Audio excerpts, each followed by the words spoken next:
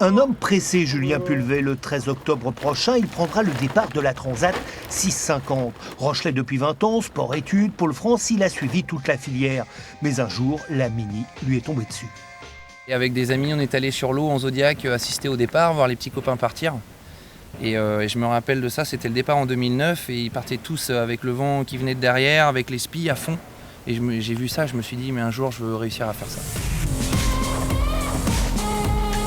Ouais, vraiment, c'est cet appel du large, ces petits bolides de 6,50 m qui pèsent quand même moins de 700 kg. Traverser l'Atlantique en solitaire, sans assistance, c'est quand même un sacré défi, quoi.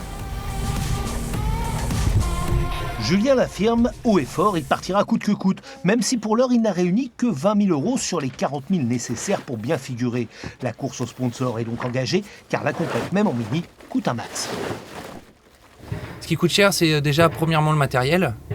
Il faut savoir que le Mini 650 qu'on a là est entièrement en carbone, du haut du mât jusqu'au bout de la quille. Donc c'est déjà le prix du matériel. Ensuite, ça va être tout ce qui est budget de fonctionnement, en fait, tout ce qui est consommable, les voiles qui s'usent de par le temps, les cordages, les poulies, les vêtements du marin, la nourriture qu'on emmène à bord. On utilise beaucoup de lyophilisé, nourriture déshydratée.